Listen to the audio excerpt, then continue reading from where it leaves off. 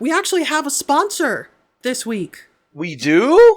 Yeah. This episode of Don't Know What to Do, your favorite Ranma One Half podcast, is brought to you by the Cat Cafe. You know, are you a fan of Chinese food? Of course you are. I love Chinese food. I grew up on Chinese food, actually. Yeah.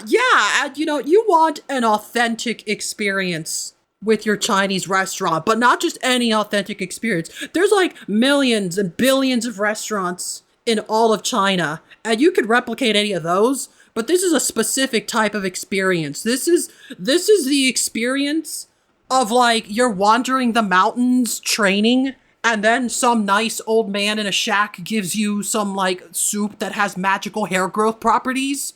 That kind of experience. Oh. You know the one?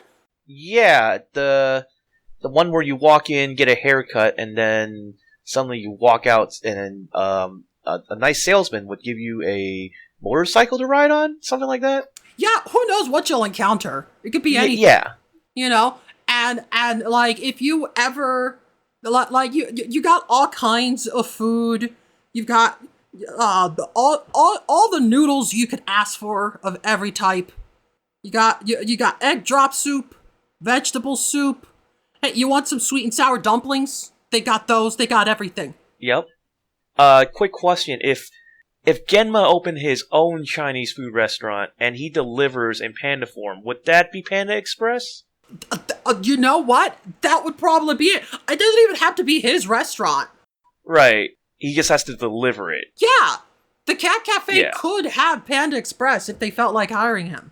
And you know, they got everything. They got nice old ladies that could give you life advice on how to find magical artifacts that you've been searching your whole life for. They got pretty waitresses. They got everything at the Cat Cafe, except for cats. There might be one if you're lucky, but not a lot of cats at the cafe. But other than that, they got everything. Oh, that sounds pretty nifty. Yeah, so everyone just tune on in to our wonderful sponsors, the Cat Cafe. 进来 nickel hot den.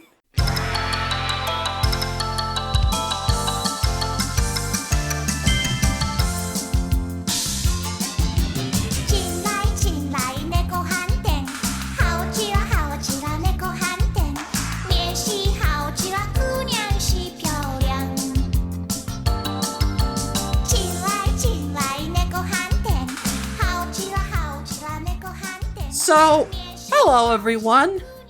Ignoring sponsors aside, you're here for the good stuff. You're here to listen to me talk. That is, of course, Elena and or Hedgie, depending on your level of familiarity. But not just me. You're not going to listen to just me talk to myself, except for that one time. You're going to listen to other people. Like, for example, this fella. Hi, I'm Fella. Hey, it's that person. Hello, Swarley. Hello, I am back for more education from this podcast and a wider knowledge on Ranma One Half. Maybe someday we can get the full half instead of just half. Yeah. There's a full hole to Ranma, but yeah, I'm not sure how much you'll be learning in this episode. So I don't know if you've ever clarified, but I am under the impression that you like Shampoo. I do like Shampoo because I like Chinese food, and Shampoo delivers Chinese food. So, adjacent to Chinese food is Shampoo. So, yes, I do like Shampoo. All right. Also, her design's pretty cute. Yeah. I'd like the little bells on her hair. I like the, I forget how to pronounce it. It's the Q Pao, the Chinese dress she wears. I feel like that kind of gives it, Jongsam, I don't know the... Yeah, I forgot the name for it, but I feel like it gives it a little more distinct characteristic than the Japanese, somewhat Western style that the other cast of girls are in Ranma are wearing. Yeah. It's a little more specific, yeah. Yeah, honestly, Shampoo has this air of elegance that the other characters don't. Yes. She, like, it's not that she dresses the fanciest, because there's little rich people in the cast who wear fancy clothes as well. But with Shampoo, it's like all of her clothes look really good, and she's always does her hair really nicely. Like, Shampoo looks like she spent an hour getting ready in the morning just to go deliver some noodles. Right. Like, she has standards in how she presents herself. And that feels very noticeable in her design. I also think she has one of the better designs of the cast. Would you say it's because she was featured early on in the cast, or would you say it's because maybe Rumiko Takahashi decided to play into the Chinese aesthetic with Rama? There's definitely the aesthetic, but then, like, there's Yeah. there's other Chinese characters who don't lean into it Right. as much. Like I said, there's other, like, rich characters that don't lean into their, like, any fancy aesthetic as much. Like, Kodachi is the richest of rich girls, and 90% of the time she's just wearing her, like, school gym uniform to do gymnastics. Like, she's not really fancy in her presentation most of the time. But with Shampoo, like from her very introduction, she's presented with this very dignified manner that's kind of different. Like, and I do think it's maybe part of the whole, like, Chinese mysticism, because in her first introductory arc, she is kind of a mystery. We don't know much about her at the start. Just this very beautiful, elegant warrior, and that's about all we know about her at first. Yeah, because like rolling on, she kind of kept the. I mean, she looks the same, but like I don't think there was any point where like she has to like dress up in like a warrior's like clothing or garb or something like to deal with Rama or any of the other cast. It's just like that I remember. Well, Yeah, the first time we meet her, she's wearing her, like, Amazon armor, but it's yeah, very pretty armor. I really like her armor look. It looks really good.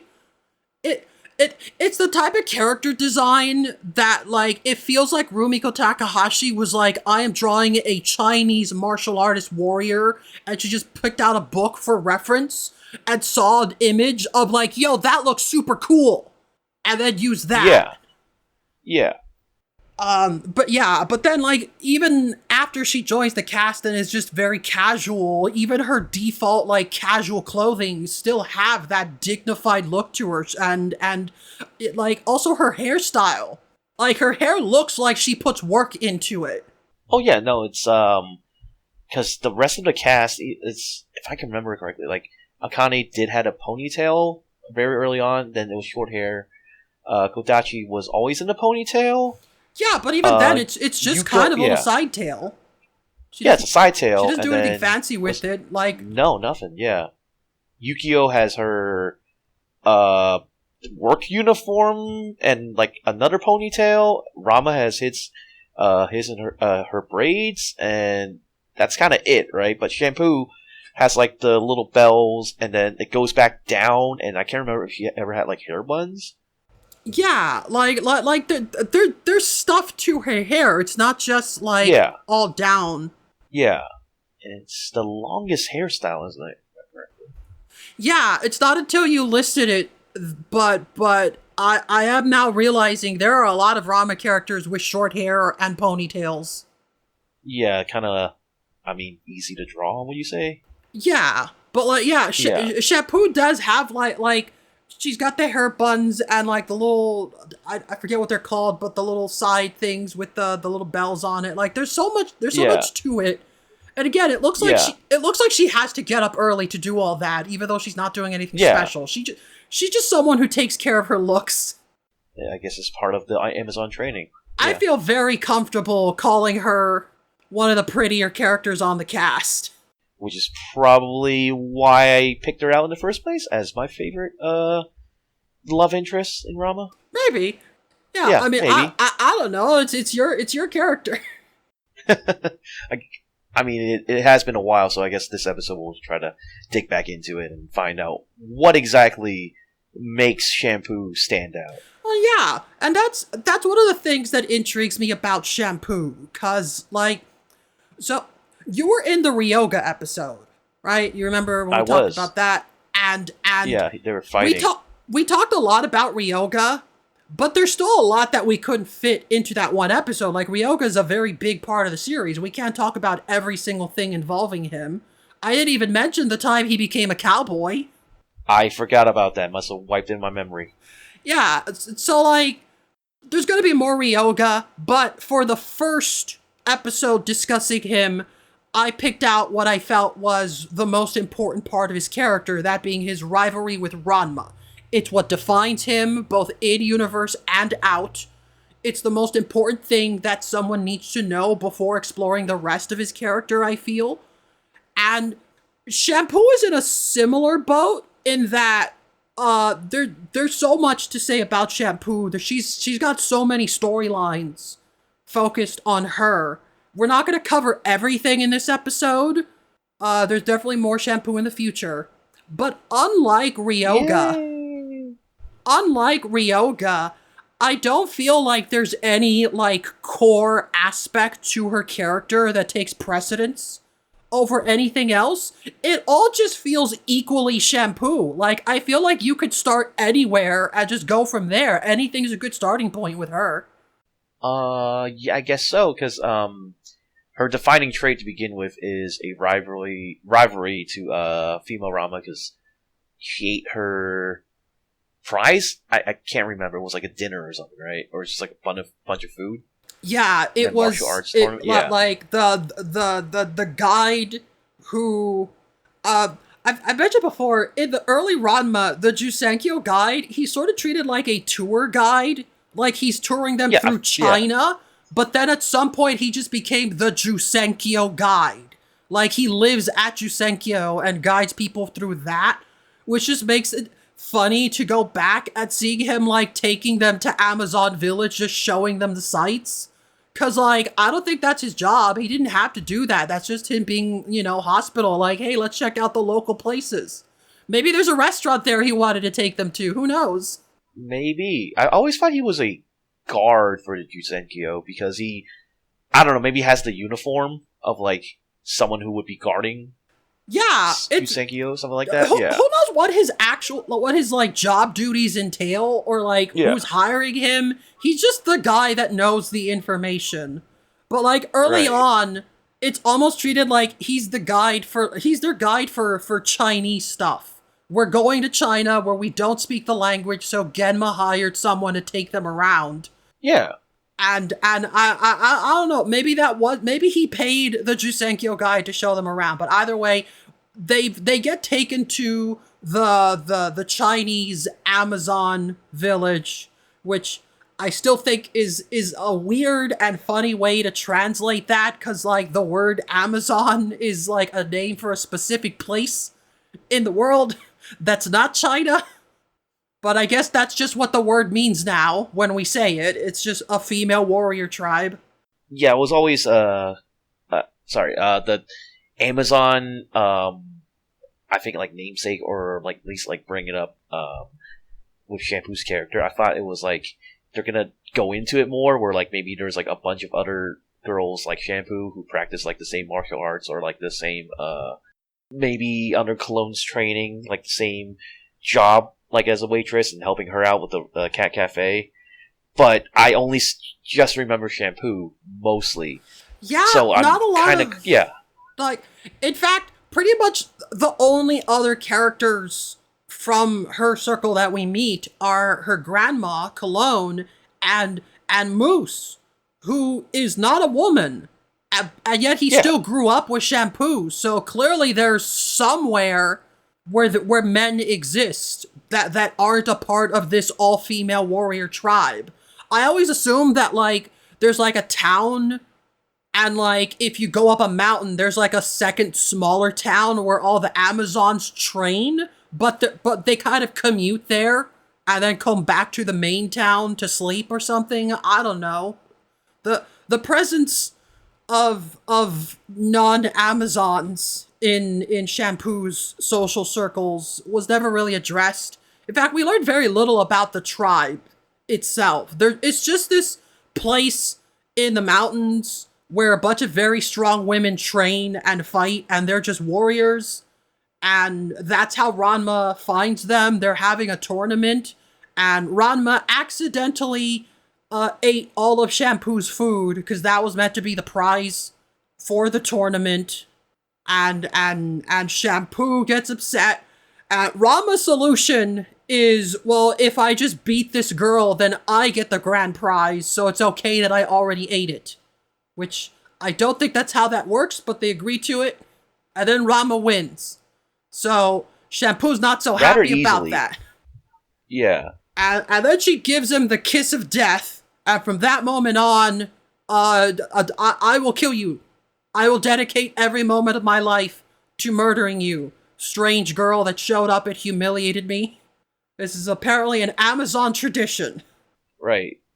Again, it's only exhibited, we only see it, Shampoo following this custom, so, again, it really feels like, is she the only Amazon warrior in China? Or is there a bunch of missing, like, you know, other characters that we never got the spotlight on? Well, no, the whole, like I said, there's clearly some place where men exist, but that flashback where Ranma fights Shampoo, we're told that these are the Amazon warriors. Everyone here, these are all female warriors competing in a tournament. Who knows what their living arrangement is, if they have like a 2-village system, or if these other female warriors came here for the tournament and then they left. It's unclear. Just that, like, all these women are here to fight. They are all Amazons, and we never see any of them again. Shampoo and Cologne are the only 2 Amazons we ever meet. Kind of like, was it the Kumite? The fight to the death, and like a deserted island, and I don't know what the prize is, but in this case, the prize is like food. Yeah, yeah. The fact that the prize was just food tells me that this is probably a regular thing. Like, every couple of weeks we show up and just fight for fun, and the winner gets a big feast. It seems like a very low-stakes tournament, and yet Shampoo is very offended that this random stranger not only ate her food, but also defeats her in combat and humiliates her publicly in front of everyone. So that seems to be the big motivation for why Shampoo initially hates Ranma, and how that happens. And unfortunately, we don't get much information about the Amazons past that, but I feel like little by little we get to piece together stuff about Shampoo, cause at least in that first arc, since Shampoo is the only character we really get to know from the Amazons, it's hard to tell, like, how much of her actions is her, and how much of this is an Amazon thing. Right. Yeah, exactly right. We don't know if she's following customs, or is this her personality? Yeah, like, we know that the kiss of death is a custom, but we don't know the context for, like, when do you give the kiss of death? Are there rules for that? Yeah, exactly. You know, we just know that in Amazon law, once you do give someone a kiss of death, you will hunt them to the ends of the earth. You can't run from me, Ranma! Chase you to the ends of the earth. That's right. Yeah, and that ends up being important, because that first arc, like, we almost don't really get to know Shampoo as a character in the first arc. She spends most of it completely silent, which makes sense, because she doesn't seem to know Japanese all that well when we first meet her. But she's just here to kill Ranma. And then, through comedic hijinks, she falls in love with boy Ranma, not knowing that they're the same person. And that ends up being what leads into that whole arc and all that nonsense. Because I know she's a recurring character, and I did read I do remember a couple of chapters involving her, but I can't remember if she ever got over, because I can't remember past the initial, I think, like, first 30 or 50 chapters, that the whole kiss of death scenario with Girl Rama has been kind of tapered off. She's not as willing to kill Rama, which is... Oh, that has a definitive end to that subplot. Yeah. Oh, really? Yeah, or at least that seems to be the implication, because in the second time she shows up, that seems to have been dropped altogether. Not only is she here to not kill Ranma, but she's even got her grandma helping her. So presumably that's all been straightened out. And I think that's why she becomes a cat. Because they imply that her going to Jusenkyo was her punishment. And I don't know. I don't know if it's punishment for failing to kill Ranma, or like maybe it's some kind of thing where she's like, I don't want to kill this person anymore. It's like, well, but you gave them the kiss of death. You have to. So if you refuse, that's obligation. Yeah. Yeah. Who knows? We're not given the specifics. Just that like some kind of punishment was dished out once Shampoo came back empty-handed. Which she did specifically because, in the end, she finds out that both Ramas are the same person. And we get that brief moment where she gets angry, which that scene is, like, one of the most, like, emotional we ever get to see Shampoo. Shampoo is not a very serious character, I gotta say. But that one scene, especially the remake, they really went ham on that. But, like, she gets so mad at Ranma when she finds out that he's the same girl that humiliated her and he didn't tell her. And she tries to kill him, but then she stops.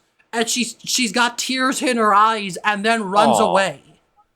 And, like, that's the end of that arc. Is just she couldn't bring herself to kill Ranma, and that's the last we see of her until her reappearance. Where we're then told that, well, all of that's straightened out. She turns into a cat now. That's not important. She seems to have taken to everything really well, and that's the Shampoo we know for the rest of the series. Shampoo is very chill and casual. She is extremely unserious. The fact that she's been punished via this cat curse doesn't seem to bother her at all. She's just kind of living her life now and is perfectly okay with the consequences of her decisions, and she doesn't seem to regret any of it. Wonder if the inverse of the kiss of death is, I don't know, marriage of life, where you have to chase down the person you love and spend the rest of eternity. Well, that is pretty much what she does. I don't think they give it a name, but like when Ranma accidentally defeats her in boy form, she kisses him, and we find out that it's another tradition when a man defeats you like this. You put a ring on that. Yeah. Strong genes, strong child. Strong child, lineage of clan would continue, something like that, right? Yeah. And keep in mind, this is, like, we're introduced to Shampoo by establishing that she's, like, the strongest in her tribe, because she just won that tournament. So anyone who beats her must be really strong. And that's the funny thing about her, is that, like, she seems to genuinely love Ranma. She seems really into him, and it seems 100% fueled by the fact that he beat her in combat. Like, she's unironically attracted to him because he can kick her ass. And I think that's kind of funny. That's part of Amazon culture, wouldn't it be? I guess so. Yes, warrior tribe, right? Yeah. She's our only example.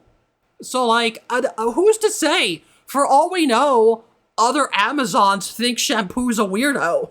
Could be, but again, we it's just speculation. There's no definitive answer because we barely see another. Again, Moose, right? But Moose is also super fucking weird. Yeah. Like, yeah. Yeah, Moose raises so many questions about Shampoo's history, because again, he and Shampoo are childhood friends. They knew each other since they were little. So, like, what's the deal there? Where was he? Where is this tribe? Not a lot of it is explained, because Moose is not an Amazon, because he's not a woman. So it's not like anything he exhibits would tell us about the Amazons themselves. Yeah, again, it's just speculation, so hard to say anything. And Moose's his goal is to marry Shampoo, and the only reason he's fighting Ranma is because Shampoo is in love with Ranma. Am I correct?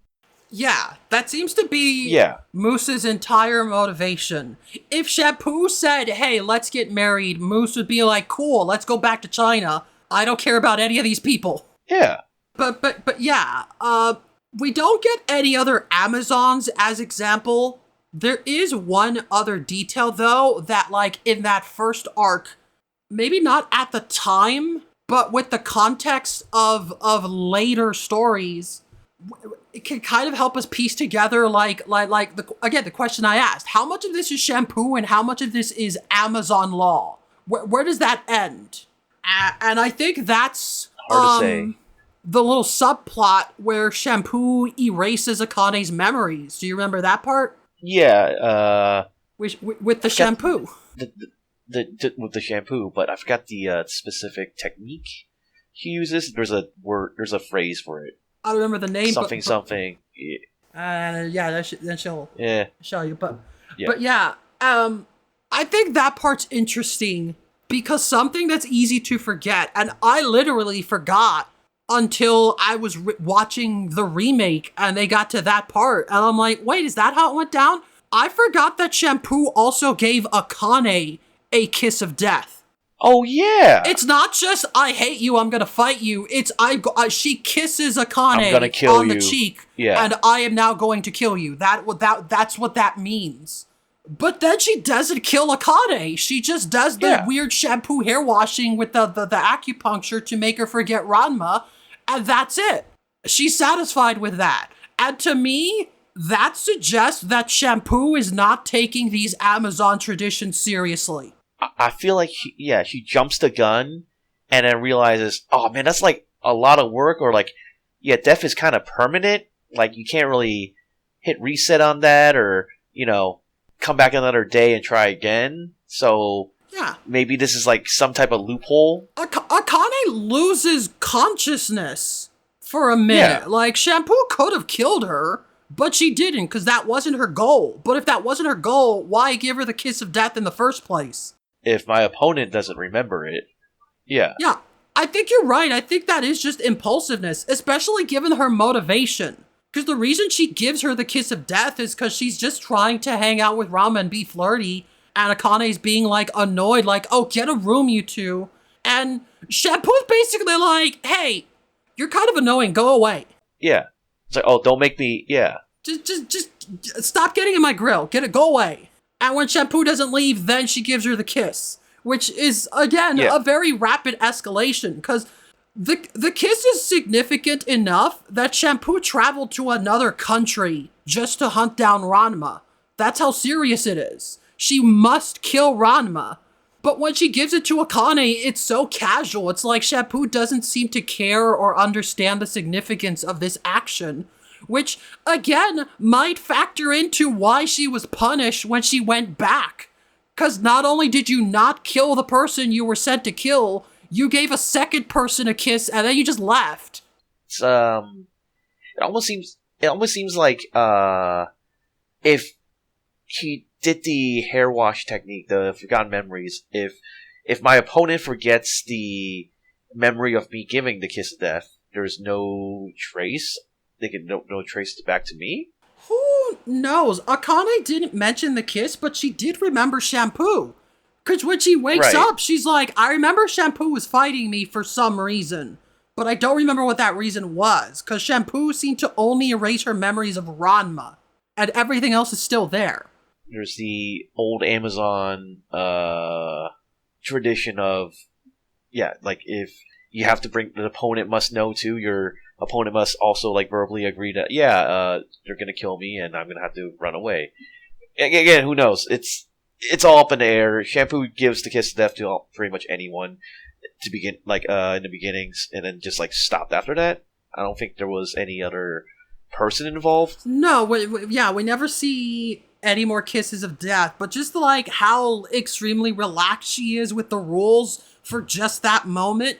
I think that's our first glimpse at the fact that, like, because again, when we first see her, it's like, well, Amazon law says she has to do this. But it's like, but which parts is she doing because of Amazon law? And which parts is she doing because she's just really petty and spiteful? So what you say Shampoo is childish, and would you say she's even younger than the rest of the cast? I don't know her age. I mean, she doesn't seem to go to Yeah, school, so she could be older yeah, than everyone for all we know. But like, Shampoo can be kind of bratty sometimes. I gotta yeah. say.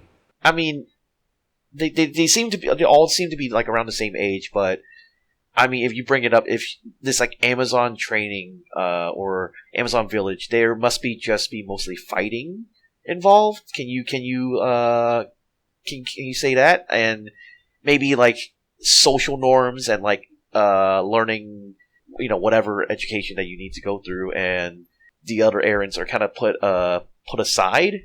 The only thing that they care about is probably martial arts and maybe running the cat cafe, something like that, just following whatever business Maybe, the elders have. maybe, but this is when we get the shift, because that's her first arc, and when she comes back, well, the Kiss of Death stuff is gone, and now her primary goal is getting Rama to marry her. But like, from that moment on, here's the thing that I find interesting about Shampoo. She doesn't act like she cares about martial arts at all, like 95% of the time. We never see her train. We almost never see her fight anyone after her introductory arc. Often it's just very short fights with Ranma or Akane or something. She doesn't seem to have any interests. All of her free time is spent either helping her family's restaurant or going after Rama and trying to get him to go on a date with her. She doesn't seem to be interested in anything else, especially not fighting. But like, the 5% of the time that she does fight, she is laser focused. It is the most important thing. Again, she chased Ranma to the ends of the earth.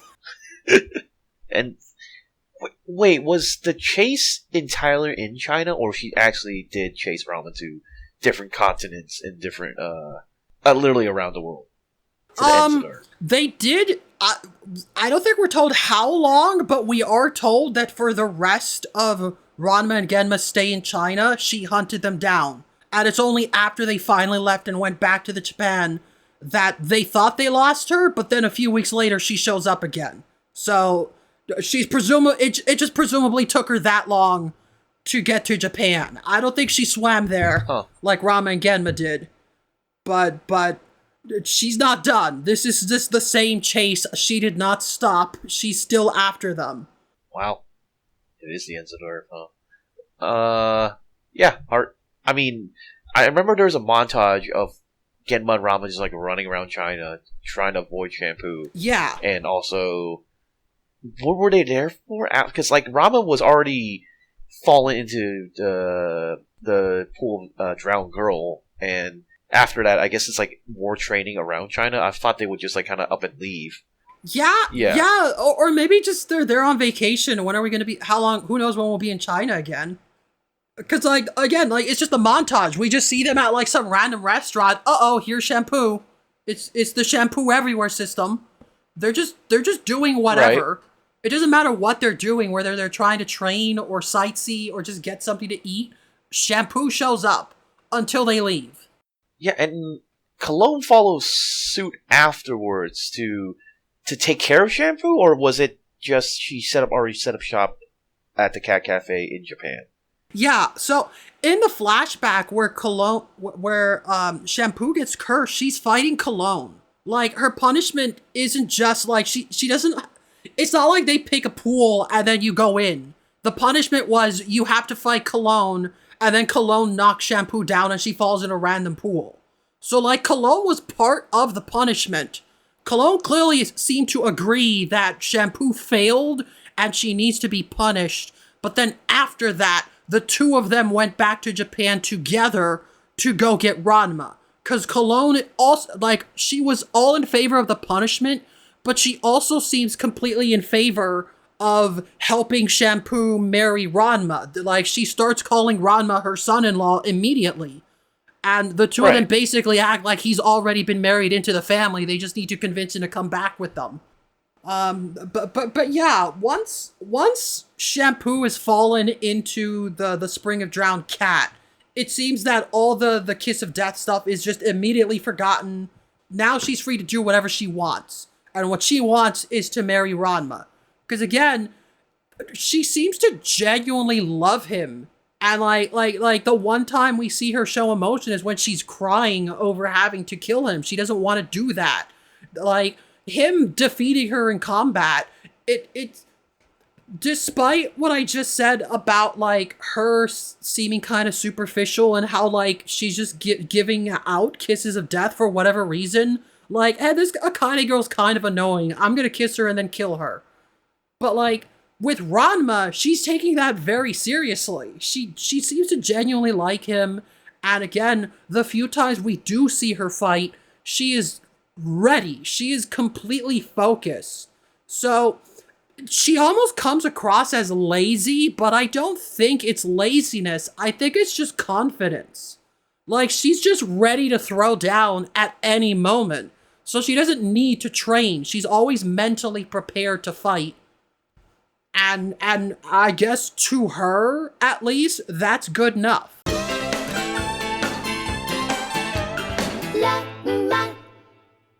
Hey everyone. I apologize. There was an issue with our recording. Well, it was some kind of crash because it also affected our Discord call. I'm not entirely sure what happened, but we did lose about 2 minutes of footage. Kind of messy, but we did our best to work around it. Thankfully, we caught it in time. But if you are interested in hearing us talk about the different characters that refer to Ranma as their son-in-law, that's unfortunately lost to time. I apologize for that. But at least the rest of the episode should be fine, minus a few weird issues here or there. If you hear anything, I'm not a professional. You know that by now. It should be apparent anytime you hear me talk. Anyways, back to the episode.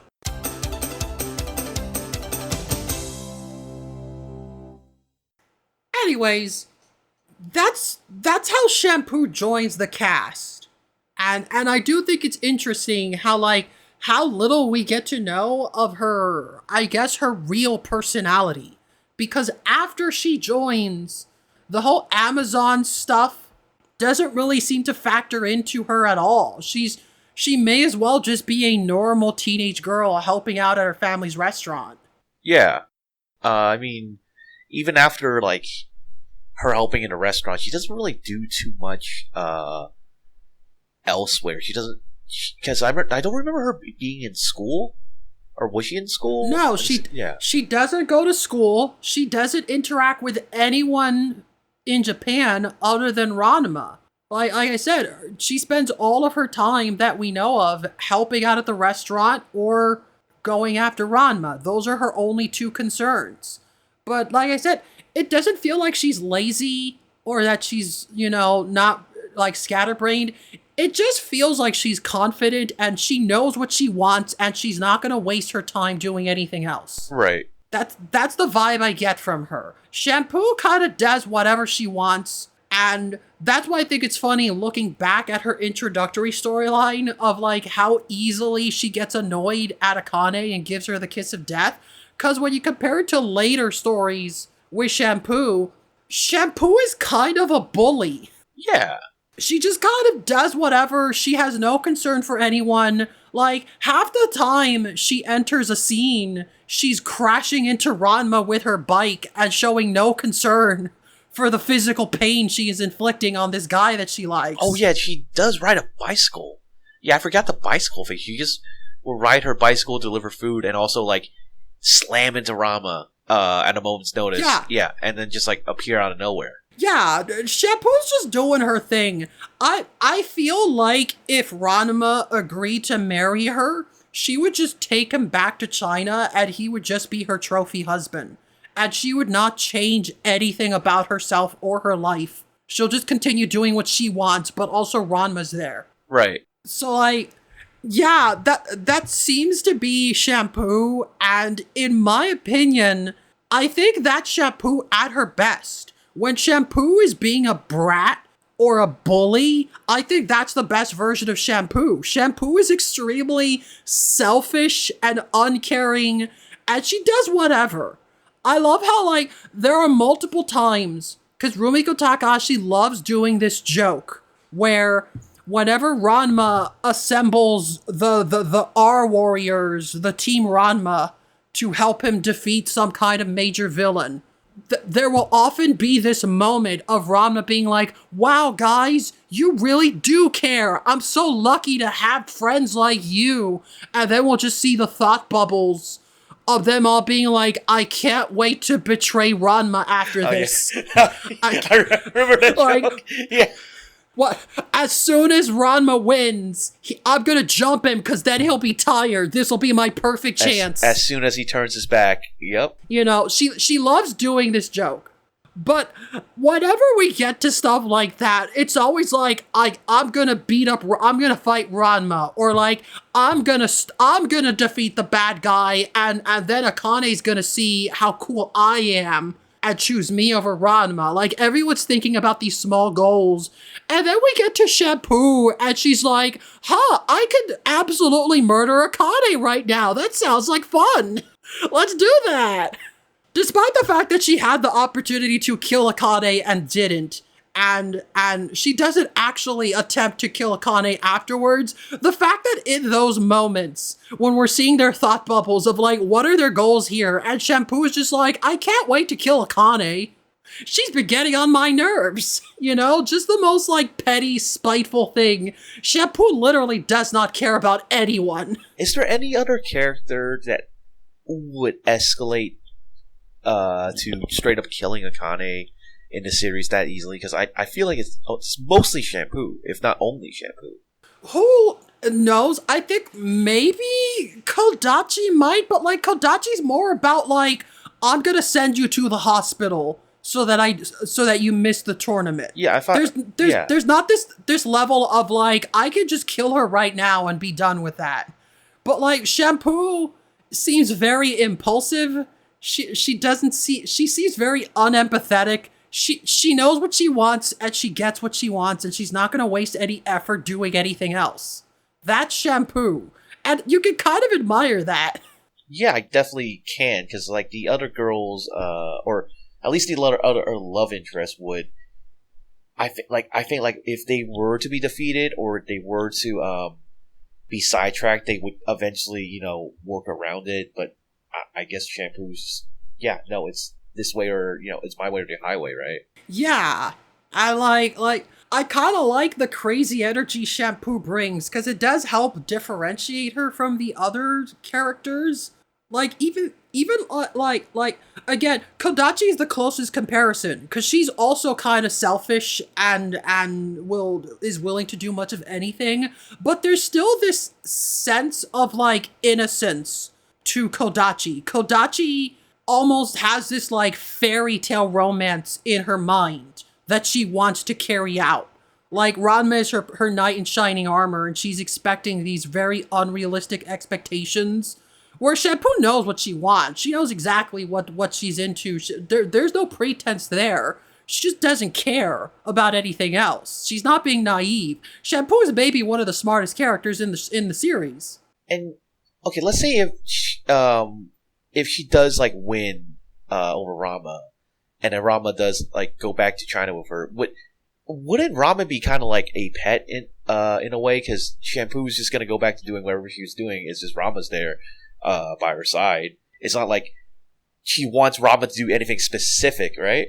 Yeah, I can't imagine anything else. Like as long as Ranma is just there at her house when she gets home, I think she'd be satisfied. Yeah, that's all she really wants. Like nothing needs to get changed from Ranma. Like he could still go fight Ryoga. He could still like travel back to Japan and just like live with Akane if she lets him, and she'll just go back to doing thing. It's just like, oh wait, Ranma's my husband. I won. The end of the story, right? Yeah, I feel like she would like show off Ranma to the other Amazons, like, hey, check out this guy. He's super tough. Isn't that cool? Anyways, now everybody loves me. Now I'm a jerk and everybody loves me. Like, that seems to be Shampoo's agenda. Is just whatever she wants, and like, it's interesting when you think of how like Shampoo basically gets third billing in the series. I think in terms of actual importance, Ryoga is maybe the third most important characters. And Shampoo honestly doesn't appear that much more frequently than the other rivals. She's certainly not that much more important. But if you look at like the anime intros and the cover art and like how the series gets promoted, Shampoo is absolutely treated like she's the number 3. Like she is the main rival love interest to Akane. Like Right. if not for Shampoo, Akane could easily win over Ranma, is how that series is almost marketed. Like Shampoo is a big deal based on that. Like she's pretty much the only character besides Ranma that I had heard of before I started watching the series. Because I want to bring up this one thing real quick. It's like like other harem animes where like you kind of go down the list of characters, and it's kind of based Yeah. on importance, right? So like the first girl you meet, that's usually the main love interest, and usually is the girl that the main character will end up dating or marrying at the end of the series. The second one is like the main love rival to either the girl or the guy, and then the third and fourth and so on is less and less important, and they're more like for the viewer's attention, for the gap moe. Yeah, there's definitely the hierarchy of like characters that are absolutely not gonna win, but they're here for the audience, so that the audience can be like, oh man, isn't she so sweet? I wish she could have a happy ending, that sort of thing. And like that is how a lot of harem anime works. There's definitely the main girl and maybe the main rival. And that seems to be how Shampoo is presented, even though, like I said, I don't feel like Shampoo in the actual stories is that much more important than any of the other rivals. She seems to be on par with them as well, but it's still treated like she's a big deal. She's like the most threatening, even though, if I'm being honest, I think Rama might like her the least. Yeah, you really think so? Not in the sense of like, I don't think Ranma ever really goes to like hang out with Shampoo for fun, cause he knows she's gonna try something. Like, it feels like Ranma would never go to see her if she wasn't constantly coming to him. Because with Yukio, Rama would go to her just to bug her for like food. That's one reason. The other reason is they were childhood friends, so like they had like something in common beforehand. Yeah. For Akane, that's kind of like a dead ringer. That's the main love interest, and their chemistry together is kind of like. Actually, it's kind of like Tsundere and Tsundere. Wouldn't it be like they both play off as Definitely. sour to each other, but they have a tender side. It's just they both show it really poorly. It is absolutely a double Sundari situation Yeah. with those two. Yeah, and then I guess for the other characters, I don't know about Kodachi because he gets like kind of put on the side after like the manga starts to kind of steamroll. Yeah. I don't think Ranma takes either of the Kuno siblings into account for much of anything. Yeah, But like of the main cast, the people he interacts with the most, I think he doesn't seem to be interested in Shampoo, which is interesting because we talked before about how Shampoo is maybe the prettiest character. To me, the way she is presented, the way she is drawn, and her body language, and how like dignified her appearance and design is, I always interpret it as like, in universe, I think Shampoo is the most conventionally attractive character of the girls. That's yes. how I interpreted it. But also, she's pretty much the only female character to make Ranma like flustered for non-romantic reasons. Because obviously he'll have his cute moments with Akane, he'll get embarrassed and blush. But in terms of like in the first arc, when she first falls in love with him, and now he's terrified because she doesn't know that he's also girl Ranma, and he's trying to get her to leave, but he can't, because he just has that moment of like, I never actually got a good look at her because she's trying to kill me, but Shampoo's kind of cute. Just the moment where like he gets kind of flustered and embarrassed, he's like, which is not really a thing he does. Ranma seems terrified of romance. Usually, he doesn't seem all that interested in girls or anyone. And yet here we just have the one moment of him basically being like, damn! She's kind of cute. For the first time in my life, I find girls attractive. Yeah, she seems to be the only character he's ever done that with. I don't think Ranma's ever acknowledged anyone else as being, like, attractive in that kind of sense. The closest is, like, when Ukyo shows up and Ranma he refers to her as the cute fiancé in front of Akane, but that seems more like he's just doing that to make fun of Akane. Yeah, it doesn't seem he's not doing that. He's not doing it to like flirt with Ukyo or compliment her. He's just like, well, I got two fiancés. This one's the cute one. The other one's Akane. Like he's not thinking too hard about that. Whereas with Shampoo, it's just like, oh damn, oh okay. I also want to mention that won't they complement each other since Ranma also wears a lot of Chinese-inspired clothing. Yeah, Ranma seems to like his Chinese clothing. Yeah, so, like, story-wise, they would pair, or aesthetically, they would pair well.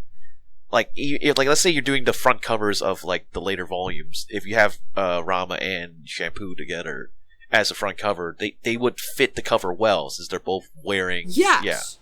Yeah. The Chinese... I Chinese think clothing, Ranma would feel very, very comfortable living in China. I think he liked China.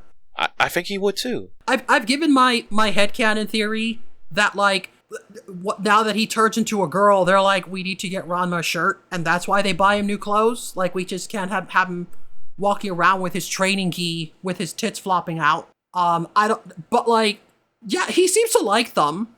If you recall in his fight with Ryoga, when it gets torn, it gets torn so that later in the fight, Ranma gets splashed and Ryoga sees the cleavage. Yeah. As like, what the hell's this? And that's like Ryoga's first exposure to Ranma's curse. But like, when that happens, Ranma's like, dude, this is my favorite shirt. Like, what the hell? Yeah. Like Ranma genuinely likes these outfits. Because, there's a point I want to make where...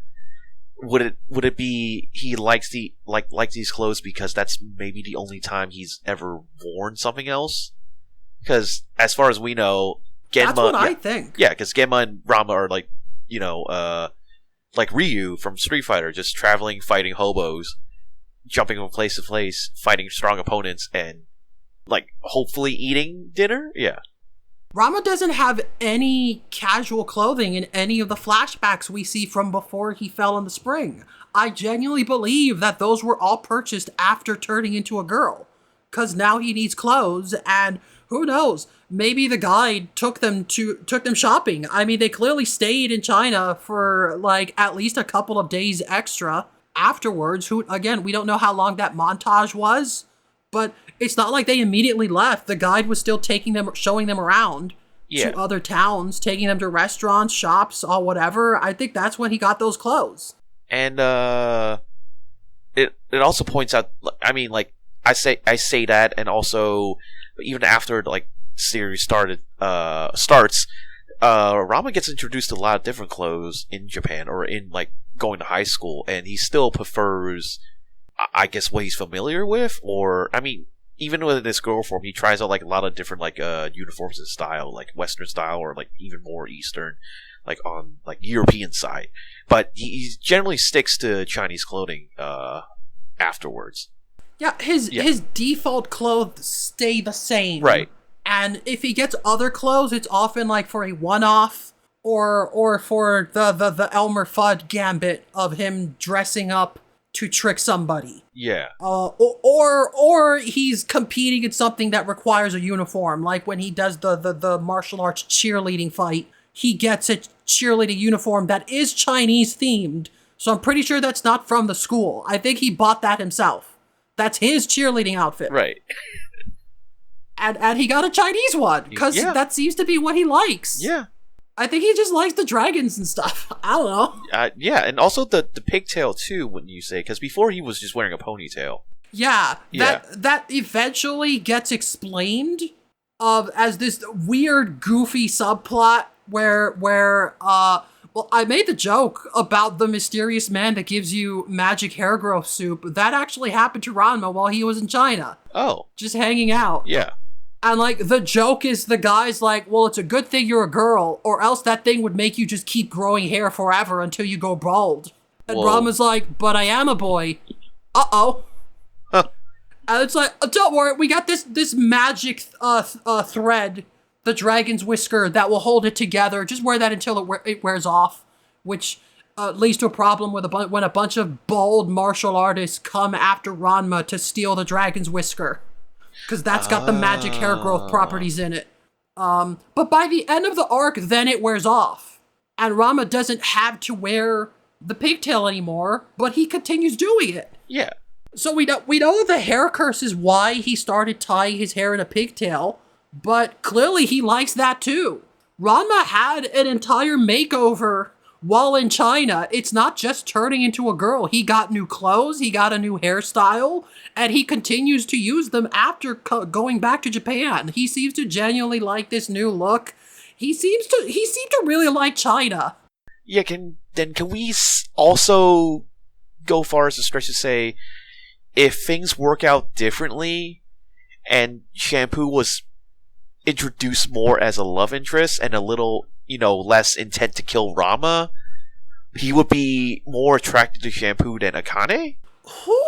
Who's to say? That definitely sounds like a fan fiction idea to me of like, well, what if there was no... again... The thing that gets him to notice her attractiveness is, oh, she's not trying to kill me anymore. Now I can actually look at her for 5 seconds. Yeah.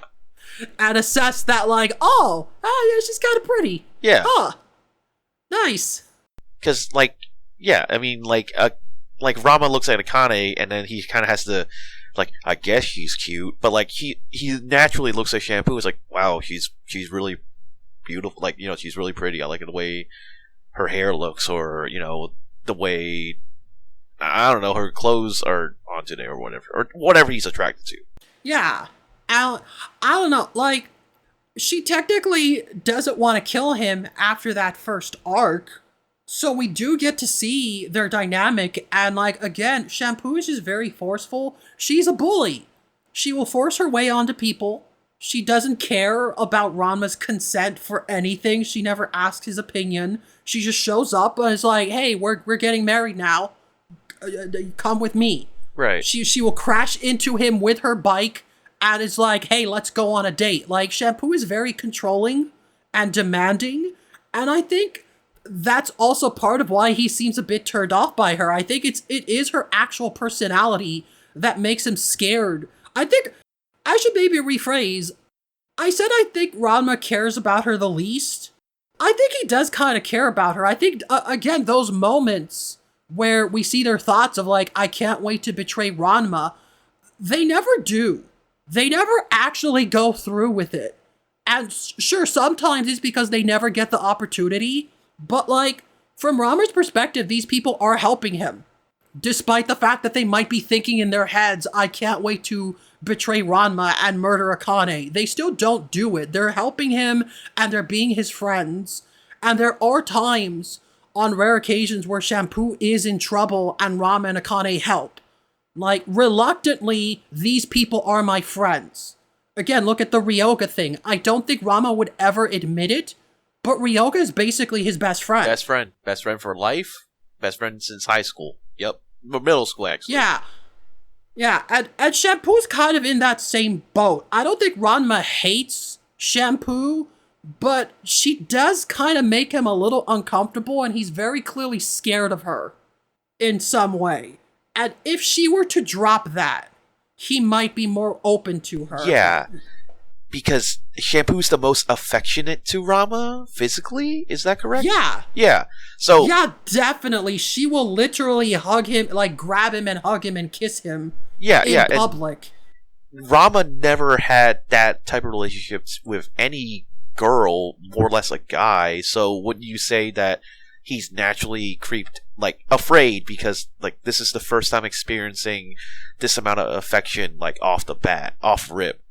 Yeah, in general, Ranma, whenever he receives any physical affection from someone, he freezes. He has no idea what to do, Yeah, regardless of who it's from. And like if it's like someone grabbing his ass or something, he will punch them. But like when it's actual like genuine affection of like someone just hugging him or giving him a kiss, he will freak out. And like yeah, Ranma doesn't seem to have much interest in that. And you again, you get the sense that he's afraid. Like Shampoo's coming on to him and he's scared of that. Like, oh, like he doesn't know how to react to that, but it's yeah. certainly not a mutual feeling. There's I mean, out of the rest of the cast, is there anyone who likes Rama as like you said, Shampoo's very like free spirit, or just like she's headstrong in what she wants. Like no one comes close in the other cast to try to win over Rama as to her, right? What do you Yeah, say? like Besides Ukyo, I guess like that's kind of like the closest I can think of right now. yeah, Ukya will occasionally be similar, but like for the most part, she seems content just being Ranma's friend. Right. Like her plan seems to be to just be there for him and be supportive and honest with him, and he will eventually realize that she's the best fiance. Like Ukyo's kind of the exact opposite of Shampoo. She is not forceful most of the time. She's not like trying to pressure Rama in any way. In fact, she's kind of the opposite she kind of has the opposite problem with Ranma in that Ranma is too comfortable with Ukyo. To him, that's his buddy. That's his friend. He doesn't really register Ukyo as a girl. Yeah. Whereas with Shampoo, he very much recognizes Shampoo as a girl. That is a very cute and attractive girl, and she's all over me, and that makes him uncomfortable. He doesn't know how to react to that. Yeah. Because the other thing about Rama is, does he presents himself as like a man, like like kind of like a macho guy, correct? Like Yes. even like because it's I think it's maybe part of his like upbringing where he's constantly getting into fights, so he's naturally competitive because you get good at fighting if you Definitely. win fights. So it's kind of weird that it never translated to anything else. So you see this level of affection. I think like any normal or like normal upbringing, where the guy's like, oh, a girl's into me, like, and she's like pretty, so that's a great thing. And I would try to encompass or like let people know that like, hey, there is a girl into me, and we are in this level of relationship because I'm just that guy. But in Rama's case, he's Yeah. so uncomfortable that he would push her away. He would like run away. He would avoid being around Shampoo because any chance she gets, she'll just like try to like latch onto him. Yeah. And like Genma already knows that like Ranma is engaged. Like he Yeah. already had the arranged marriage. So like it's not like Genma would have ever encouraged that type of behavior. So it really is just not a part of Ranma's life. He just never saw girls that way or anyone that way. The idea of being in a relationship with someone just doesn't register to him until people start coming on to him and he doesn't know what to do. And now that you kind of bring this up, I just realized like Shampoo is attracted to Ranma because of all the traits that he loves most about himself. Right. If you were to ask Ranma what makes him so great, if you were to let him brag about himself, what are his best traits, he would then list off all the things that Shampoo loves about him. Whereas, someone like Akane doesn't love Ranma because he's strong or because he's a cool, tough fighter. Like, she doesn't care about that part of him. The parts of Ranma that result in other characters falling in love with him are either comical misunderstandings, like with the Kuno siblings, or parts of him that he doesn't seem to think are a big deal. Whereas with Shampoo, it's like, no, this guy is tough. He can kick my ass. That means he's a strong warrior, and that's what I want. Yeah. And again, it doesn't feel superficial because again, when she when she can't bring herself to kill Ranma, those are real tears in her eyes. She doesn't want to do it. She really does seem to care about him, which again, despite the fact that we never really see her practice or training with martial arts, it does seem to mean a lot to her. On the extremely rare occasions that she gets to do it, it seems like martial arts are very important to her, to the point where she is unironically attracted to that. It's because Ranma is a strong martial artist that she thinks he is worth marrying, because that is what she wants in a partner. In a natural progression in the story, if it wasn't listed as, Rama will eventually end up with Kane, would he naturally progress to like Shampoo? Because, I mentioned before, he, aesthetically they match. And you just brought this up where Shampoo, every trait that Rama would say he's good at, Shampoo likes. It seems like they're already a match to begin with. Whereas with Akane, she and him has to grow to like each other throughout the rest of the story. But again, off the bat, off rip, they already are a good match. Rama is strong. Yeah. He's a good fighter, and any trait beyond that is secondary to whatever Shampoo's looking for. If Ranma was the type to be like, oh, Shampoo's into me, awesome. If he was that type of person, it would have been a match made in heaven. Although that raises the question, would he be as good of a martial artist if that was his attitude?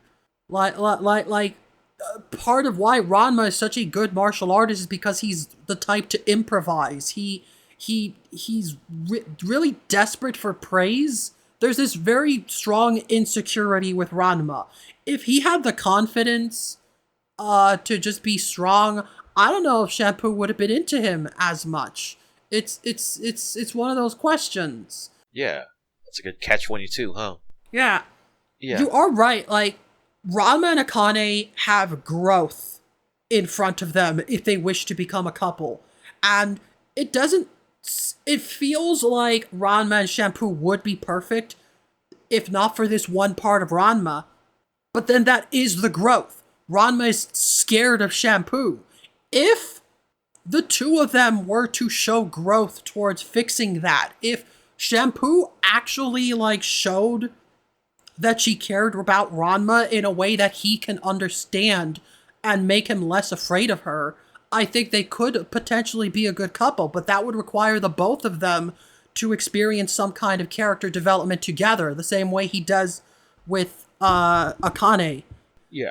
It's not free, but if the two of them were willing to put that growth, it could work out, as opposed to say, I feel like we're being so mean to Kodachi this episode, but she's the obvious example of I don't think there's any context where Ranma would be down with Kodachi or that she would be willing to change much about herself. Yeah, it seems like a fling, right? Yeah, with Shampoo, it feels like there could be something there, potentially, and yeah, this is not a series that likes to flesh out its characters, but I think that there definitely could have been something there with Shampoo. Again, she is constantly presented as the third main character. She gets top billing over all the other rivals, and it sort of builds this expectation that she's gonna be important, but she's just as much of a wacky cartoon character as everyone else. She doesn't get any character development. She doesn't change after her introduction. She's just here to be a comedic side character like everyone else. Most of the cast, there's stuff that could be fleshed out if you wanted, and there's definitely stuff there with Shampoo, but I maybe would not have enjoyed that as much, because like I said earlier, I think Shampoo is at her best when she's a bully. Yeah. It wouldn't have resulted in a healthy relationship between her and Ranma, but I'm not here to ship Shampoo with Ranma. I'm just here because I think Shampoo is a fun character to have around. It does not matter if she's maybe not the perfect fit for Ranma. I just love when she's here to be an antagonist, which does not happen as much as it could happen. and even as an antagonist to, I guess, Ramen and Kane, she is as easily distracted. I think with whatever she's interested in, just to really care, right? Like if let's say she's dealing with something with Ramen and Kane, and then like suddenly a third character piques her interest, you'll just run off and deal with that, rather than just like still focus on like the main kind of like this couple goal going on, right? Yeah, yeah. Like, most of the time, Shampoo is an antagonist. It's in a wacky, like, here's some random magic artifact that Cologne had, and Shampoo's like, hey, can I borrow that? Cool. And then she just does stuff with it. Like, whatever. I do what I want. She doesn't care. And I think it's funny when stuff like that happens. To me, I think the best Shampoo storylines are when she's not the antagonist, but she's still being a bully to someone else that isn't Ranma or Akane, which is very rare. I can only think of maybe 2 stories that fall under that, but I think those are 2 of my favorite Shampoo stories. And it's funny because they pretty much the exact same thing happens in both. They both involve someone attempting to kidnap Shampoo, and Shampoo's like, oh, wait, I can work with this. Hold on. Yeah, hold on. Okay, listen, here's what you gotta do. Do this and this and this, and like telling the person how to kidnap her and hold her hostage so that she can arrange this cute moment where Ranma rescues her and she pretends to be a damsel in distress. And the fact that this happens twice, I think is really funny. Yeah, I mean, like the other like storylines of afterwards, after her introduction, it's just Shampoo kind of just going on about her day. Something happens, and then she's like, "Oh, I'm gonna do this thing now before returning to work." There isn't really like it obvious because like the rest of the cast are kind of in high school, besides Ukyo, which runs the Omanaki stand. Like it is really hard to say like where Shampoo would eventually be in life. It could really go in any direction. Yeah, like, again, she seems to really care about martial arts. I think that is what she wants to do. It's just that, again, she's just confident enough that she's not really training very hard.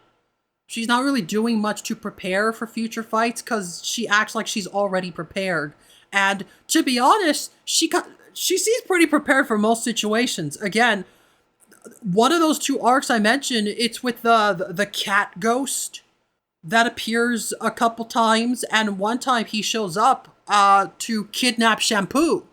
Cause like, I'm a cat, you're a cat, let's get married.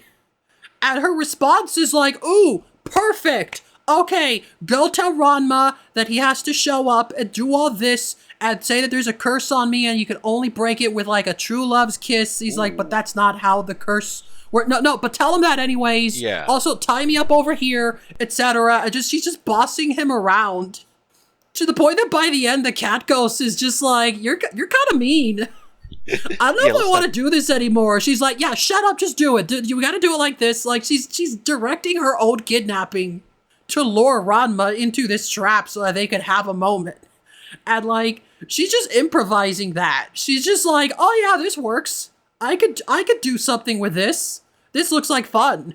She doesn't seem to mind that someone is trying to kidnap her. She doesn't seem concerned over what's going to happen to her with this cat curse thing.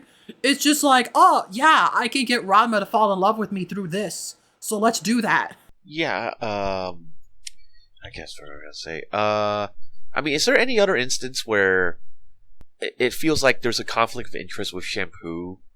Because, like, it seems like most of her storylines is just, like, whatever is interesting or brought up, she eventually just like, oh, I can turn it into this, which eventually kind of leads up to, like, let me just trick Ramen into, like, getting close to me, or finding some, like, artifact Cologne has, and then, like, dealing with its supernatural powers. There's hasn't, like, her story seemed, like, very, I guess, like, interested, if you get what I mean? Yeah. Like, yeah. There's There's not a lot to explore there.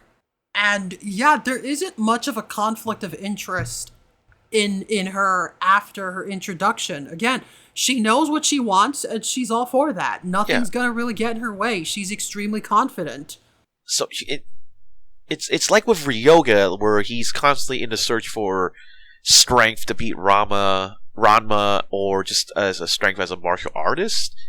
Whereas Shampoo is just kind of like, I'm just gonna do what's I'm self-serving in my own little, in my own way. But it's kind of like, not kind of like, it feels like it's kind of like it's an open and closed door where like she always going to get what she wants in the end. There isn't really a sense of like a journey, and everything else is kind of like it's like a playtime, right? Like her trying to Shampoo acts as if she already has everything she needs to get what she wants. Yeah. It's just waiting for the right opportunity. There's no quest, there's no goal. Like, again, she acts like she and Ranma are already married. It's just getting him to realize that. That's the problem. It's not like she has to convince him that she's the best. She's already the best. It's just Ranma's a little slow on the uptake. That's how she sort of acts around him. It's that level of confidence that none of the other characters have. And it's interesting. And this is why I say I think she's at her best when we see her showing off these traits to people that aren't Ranma. Because similar to that first arc of like, how much of this is the Amazon law and how much of this is her? How much of this is her just being really petty towards Akane? Versus, as we see, she eventually gets punished. I bet there are Amazon elders who are like, did you give this girl a kiss of death because she wouldn't let you eat lunch with your crush? What the hell? Yeah. But like, when we see her do this with other people is when I think that's where she shines, because we get to see like what is the true Shampoo. Not the like persona that she puts up when she's trying to impress Ranma. Just what's Shampoo like when she's alone in her own personal time. We don't get to see that very often. Outside of moments like those, where like, oh, there's this cat ghost that wants to marry me. Well, I'm just gonna boss him around until he gets annoyed with me, and then I'm just gonna punch him and be like, no, do it. I'm gonna turn him into my minion so he can basically orchestrate this whole kidnapping plot. Like, that's how she is with other people, and I think that says more about her when we see those interactions with someone that she's not trying to romance. Can you say, even with Clone's intervention, it eventually would devolve back to whatever Shampoo's interested in? There's no way to shift her off course or get her to do something else. She eventually would just align her compass back to her interest, and anything that doesn't revolve what she's immediately interested in is just going to get thrown out the window. Yeah, I do think that's the case. Which is interesting because, I don't know, I don't get the impression that Cologne would be interested in that. Like, Cologne seems like the type of character who would see that as a flaw. Yeah. And yet she never seems to scold Shampoo or try and train her in any way. But like, I don't know, maybe she's just also confident enough in Shampoo. Sometimes I get the impression that Cologne knows that Ranma and Akane are destined to be together. That like Ranma's absolutely not going to choose Shampoo. So even though she helps Shampoo, like I sometimes get the impression that like if it doesn't work out, this is gonna be a lesson for Shampoo. Oh, yeah. If he does pick Shampoo, great. If he doesn't, it still works out because Shampoo's got to learn. Like, I feel that's... Sometimes I get that impression with Cologne, where, like, she will help, but it doesn't ultimately matter if these plans work or don't. Because it's still going to benefit Shampoo in the long run, regardless of whether she actually wins Ranma. It does seem like she's being a passive caretaker because Shampoo is too headstrong to realize her own mistakes until she experienced them for herself, rather than, again, someone telling her. Yeah. So it is within, I guess, Cologne's best interest to just, like, follow along let her fail on her own terms, and then hopefully guide her to realize, like, hey, maybe there's a different way about this, or maybe you're just, you tried your best, this thing didn't work, maybe you should just give up and try something else. Yeah, and on the off chance that it does work, then it's like, oh, great. damn, you did it. Yeah. Great. Yeah, that's also personal growth in its own way. I knew you'd do it. Yeah. Yeah, and like, that feels to be the dynamic with Shampoo's family. But like, yeah, I don't think anything can really get Shampoo to change her mind on much of anything. Shampoo is really stubborn. Which I think brings me, I guess we can wrap up by talking about another storyline that I think showcases her character very well. And tells us about her in ways that we might not think. I like to pick some of the more obscure stories just to get them out the way. Yeah. And this one I think most people have not heard of. Because I want to talk about the Pink and Link arc. Do you know that one? Is this something with tattoos? No. Okay, no idea. It's a pair of twin characters named Pink and Link. They're the antagonists of that arc. Okay. So, I like that arc because it's the second one I said of someone tries to kidnap Shampoo and Shampoo just like takes over. Cause the plot of that arc is it basically reveals that Shampoo has a pair of nemeses. These two twins that she has been enemies with since they were children.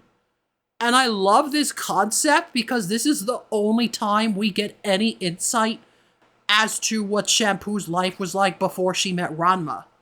Is this reveal that like, oh yeah, there are these two twins, they hate Shampoo and she hates them. They are arch nemeses and they will fight to the death at the rate they're going. Like, they don't use the term kiss of death, but that's practically what's happening, is these two girls will hunt down Shampoo. Because that's what happens at the start of the arc, where, like, Shampoo reveals that she just came back from visiting family in China, and she's showing off this, like, Amazon newspaper, and it's like, oh, shoot, they interviewed me, and they mentioned where I live. That's bad. It's like, why is that bad? Oh, you know, those two girls will show up. What two girls? And this is where Pink and Link appear.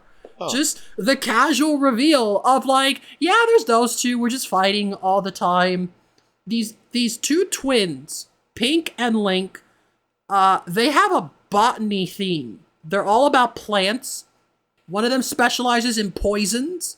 The other specializes in medicine, and they combine their botany skills to do all sorts of weird plant stuff. And they're the main villains of that arc. But again, I love how this arc fleshes out Shampoo's pre-Ranma life. Cause already the fact that she has an arch nemesis, let alone two, is I think it's funny. I think it's funny to reveal that, like, Shampoo pissed someone off enough that they have this blood feud. And yet, Shampoo doesn't seem to care about them and never brought them up. Just like, oh yeah, it's just these two girls, whatever, who cares? Like, she doesn't care about them. For Shampoo, it was also Tuesday. It was also Tuesday. So eventually we do learn, like, how did this feud begin? And, like, I think this says a lot about Shampoo, is the way this story is told. Because Shampoo explains that when she was a little kid, there were these two twins, and they were basically complete brats. Like, they are two kids who are practicing poison-based plant martial arts, and they're just super excited. They're like, hey, let's play! And it just blows a bunch of poison in her face, and she's like, ah! And they're like, okay, now take this antidote, it should be good. And just like, force feeding all these poisons and medicines to Shampoo and leaving her in this like worn out state where she almost dies. And they're like, woo, success! And they run off. Like, just these children that don't care about the well-being of who they test their poisons on. And so Shampoo's like, and so the next day I track them down and I beat them up, because screw them. So see, I'm the victim here. Yeah. And ever since, they've been having this grudge against me and they won't leave me alone. And like she's having this conversation, and then eventually Akane is like, really? It's been like 10 years and they're still going after you because of this? Because they almost killed you once and you got mad at them? She's like, yeah, that's it. They're so petty. That's why every day I would go down to the village and beat the crap out of them to teach them another lesson, just to make sure they don't mess with me. Just, every single day. I gotta make sure. I gotta let them know. I got to let them know. And you just get this, like, flashback of, like, them as, like, young teenagers. They're like, God damn it, Shampoo, leave us alone! While she's just smiling and dusting her hands, like, yep, I did my job today. Yeah. I can see the appeal. Yeah. Shampoo is a bully. Yeah. Shampoo is just an actual bully to these twins, where it's like, okay, listen, they had it coming, you beat them up once, now you can walk away. But that's not what Shampoo does. Shampoo just spends the next several years continuing to kick their asses just out of spite. And to me, that is the core of Shampoo. Like, that is the part of Shampoo that, like, we don't really get to see because, again, we don't know much about her life before Ranma. But, like, when you think about it, this is something she's been doing for, like, 10 years. Whereas she's known Ranma for, like, 1 year. Clearly, these twins are a bigger part of her life, even if she doesn't think they are. Yeah.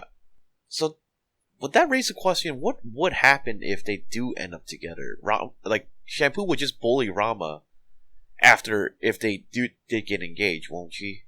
I mean, I feel like if Ranma ever, like, pissed her off, if he, like, forgot their anniversary, yeah, she might just get really annoyed at him and do whatever. Who knows? Clearly, Shampoo is one to hold grudges.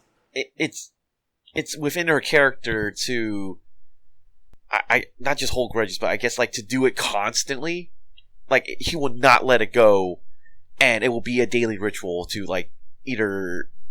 I don't know what like, if in my made-up scenario, what Ranma's gonna have to deal with, but, like, it does seem like Shampoo's whole thing, it would be like, hey, I am justified in my actions, and it would be let known to everyone, especially you. Yeah, I like... That arc, like... It's funny because, like, the arc establishes there's these two girls, and they are arch nemeses. They will not give up. Presumably, if Shampoo moved back to China, she would probably just go back to being like, you know what, I haven't beat up those twins in a while. Yeah. Who knows? But, like, so in that arc, they kidnap Shampoo. And they're having this moment. They take her to their plant lair, and they're like, this is perfect. We're gonna lure Shampoo's boy here. We're gonna lure Ranma here and force her to watch as we kill him. Just take away everything that she loves as revenge. Let's do that. And then Shampoo is next to them like, right, and then what?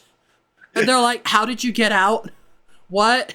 She's like, oh, never mind that. Listen, when Ranma gets here, this is what you guys gotta do. And, like, again, she's taking control of her own kidnapping.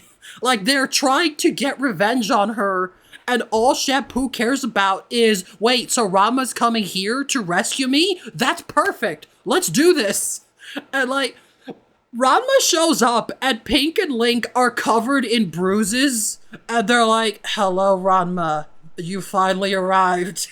And, like, Shampoo's in the background being held by these vines that are holding her in this, like, sultry position. And she's like, oh no, Ranma, the poison has weakened me. What will I do? Just complete nonsense. Like, Shampoo does not care about anything other than I can get what I want in this moment. Right. By the end of the arc, I will point out, Pink and Link are maybe the closest to succeeding out of any villains, because they almost kill Ranma, Shampoo, and Akane with their poison. Because, poison is a pretty effective strategy. Yeah, I mean, the whole series has a bunch of things that would be life threatening until they get met with wacky hijinks. The Yeah. the spring, like even like the Jusenkyos, the main thing of it's the spring of drowned girl. Who's to say that Rama falls in and drowns again? Like there's all these scenarios where it just seems likely that they will be in great peril and might die, if not that this is only a side plot and this is made for gags. Yeah, this arc is like Pink and Link are very threatening, but this is very clearly a comedic arc because, of course, like, Shampoo isn't taking them seriously as a threat at all. Cologne gives Ranma a bunch of magic trinkets to help him deal with the poison, and, like, they work, but in very comical ways that backfire. Like, Ranma has a bunch of Acme products to help him. Like, one of them is, like, a poison-detecting sword. And Ranma's like, cool. And he goes in, and the poison has this flower that starts shouting. He's like, poison! Poison! There's poison there! Watch out, poison! And he's like, is it gonna do that the whole time? Is that like, and then like he gets attacked by like poison and tries to like slice it, but the sword moves out of the way. Like, whoa, I'm not touching that. Yes, that's like, that's why, pretty good. why would they make the sword like this? That's pretty good. Just yeah, goofy stuff, and like just to show, Pink and Link are so spiteful that at the very end, like, Akane is unconscious, Shampoo is unconscious. They've both been poisoned. Ranma has been poisoned and he's about to pass out. Pink and Link are poisoned and they're trying to make an antidote, and Ranma's like, hurry, we need to save everyone. And they're like, okay, you're the only one that can still walk, so here, take this and give it to the others. Ranma takes the antidote, and then he breathes fire because it wasn't actually an antidote, it's just super spicy food. And Pink and Link are like, ha ha, gotcha, and they pass out. Like, literally, I would rather die as they lose consciousness. Would you say that's part of Shampoo beating him up constantly? Is like, it doesn't matter anymore. You might as well die with me. Yeah, they literally say we'd rather die. Yeah. And so Ranma, like, he combines all the weird magic artifacts to help everyone out, and he could have left the twins for dead, but because he saved them, they're like, okay, fair's fair. Once we're nursed back to health, we'll make an antidote to get it out of our systems. Because, you know, they took care of themselves, but they're like, listen, our beef with Shampoo, you saved us, so we're not going to mess with you anymore. We're going to go back home, and who knows what'll happen next, but you're not our problem. It's like, cool. Awesome. And then the joke is, the last page is, there's another issue of the Amazon newspaper, and there's a photo of, like, Ranma, like, covered in bruises from all the thorns and the poisons, and his face is swollen, and he's all beat up, and there's next to is a picture of Pink and Link giving the peace sign of just like, here's the story of how we beat up Shampoo's husband. Look at this loser. I can't believe Shampoo's making a big deal about this guy. We kicked his ass. And like, the last panel is Shampoo being like, we're not gonna let them get away with this. Come on, Ranma, let's go. As Ranma is in a full body cast, face still swollen from all the poison, and he's just like, no. And that's the end. Just, it's funny because, like, again, these are Shampoo's arch nemesis. Presumably, they'll still be waiting for her when she gets back to China, but we never see them again for the rest of the series.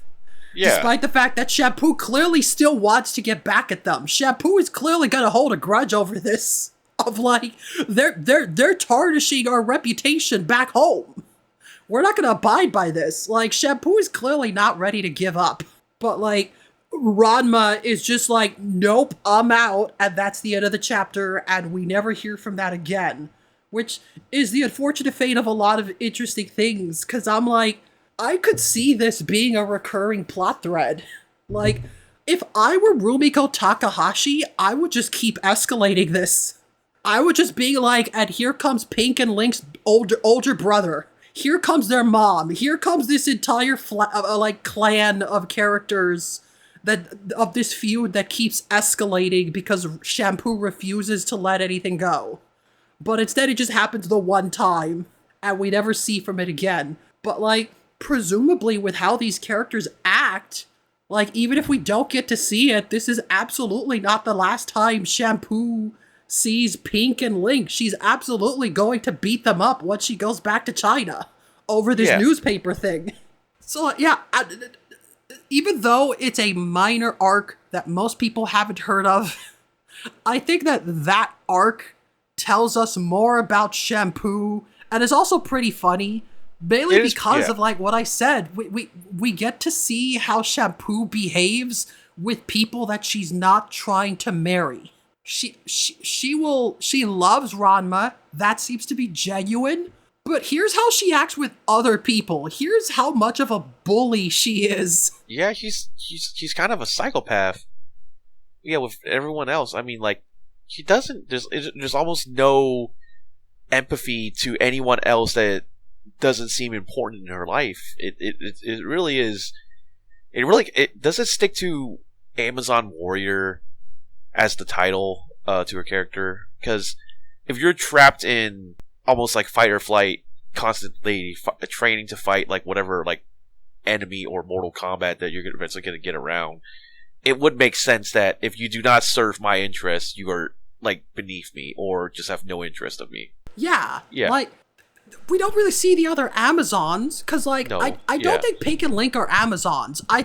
They mention that they're from another town, which again leads me to the theory that there's just a town where like Moose lived and all the men lived, and I guess that's where Pink and Link were. And then the Amazons just have their own separate tribe further up the mountain. But like, we don't see enough of this culture to really gauge a lot of these things, and yet I'm just like, you would think that an Amazon warrior tribe would be more honorable than Shampoo acts. Which again is why I find it a little weird that Cologne doesn't seem to have any issues with how Shampoo behaves. Like, given Cologne's personality, I would assume that like Shampoo's actions are seen as very dishonorable. Again, when she fails to kill Ranma, you must be punished. We send you to Jusenkyo to fight. Right. And if you're gonna follow one of the springs, you must be cursed for breaking our laws. There's clearly some degree of honorable warrior people, and yet they just kind of let Shampoo do whatever. Yeah. I guess you kind of summed up her core character, and then how she would interact with the rest of the cast, didn't we? Because there isn't really much anything that stands out about Shampoo other than what we see, her character and I guess her base design. Yeah, I think that's her plain core. Yeah. And like, yeah, Shampoo's a very simple character. I get that. Like, I get most of her the other storylines are just wacky shenanigans. Like, right, including these ones. They're very comedic. There's not a lot of development, not a lot more that we learn about her beyond just what we've already learned. It's just like, when you get to see it, when you see how relentless she is, that like every couple of weeks, presumably, who knows how much time passes between some of these arcs, but like, she'll just keep coming back.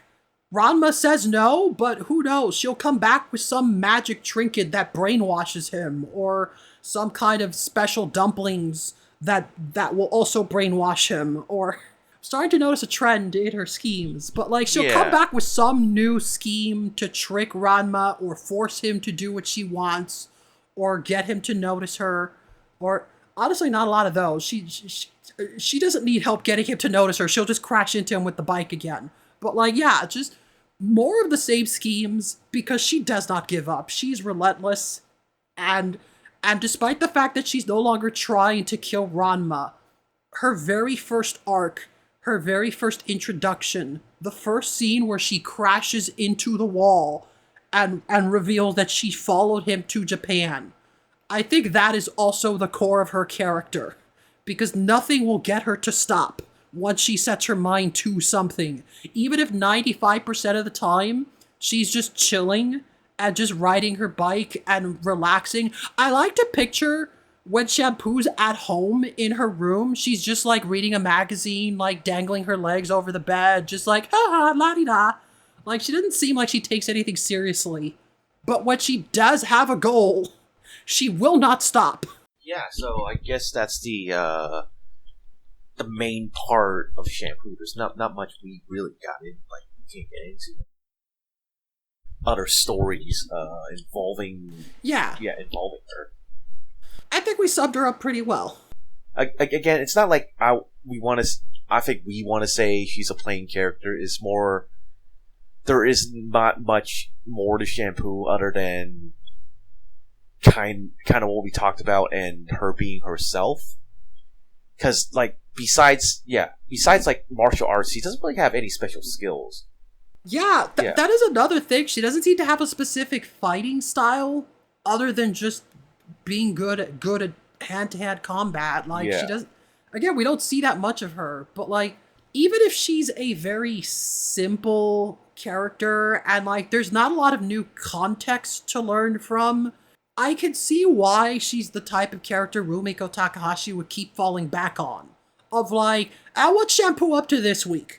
You know, there are other characters that kind of get forgotten over time, but, like, you can sort of see how she sort of got top billing, even though she's not that important. She's very much the, like, Shampoo is like the Urkel of the Ranma cast. She's not that important, but she's such a big force in the series, and, like, so recognizable and popular that it's no wonder they put her on all the theme intros. It's no wonder she's marketed as such an important character, way more than she actually is to the storylines. That's just the type of energy people like in a sitcom character. She's just fun. Would you say that she is like Urkel in the way that her design is iconic? Her... Not really... Urkel's kind of like the voice too, but like her like personality is kind of iconic, and she's such a blank slate that you can kind of write everything around her and it will fit, because as long as it serves her self-interest, then we can make something out of it. Yeah, like, people like this character, so we can make it work. It's very easy to make things work with her, because again, she's simple, and you can just have a new storyline that's just another goofy thing of the week, and it will still work. You don't need to do much to bring out the best of Shampoo. Like Pink and Link are not major antagonists. They are one-off stories, and yet I still thought that story was very funny. It was just a fun little concept, and like any random Shampoo storyline, I can't think of any bad Shampoo stories. Even if there are, a lot of them are very similar to each other. Shampoo's just a fun character, even if she's not important. Even if she's not, like, if you were to summarize the plot of Ranma 1/2, it's like, you wouldn't even have to mention Shampoo. She's not really meant to be a main character. Again, she's the Urkel. Yeah. In season 1 of Family Matters, Urkel was just a side character. Like, and then over time, that's what happens with these sitcoms. It becomes Fonzie and his happy days instead of the show about the Cunninghams. Like, this is the breakout character that gets put on all the intros and all the marketing because it's Shampoo. And on the one hand, I think that's silly, but on the other hand, I'm like, well, it's Ranma. Of course things are going to get silly. So I can't blame anyone for taking that direction with the character.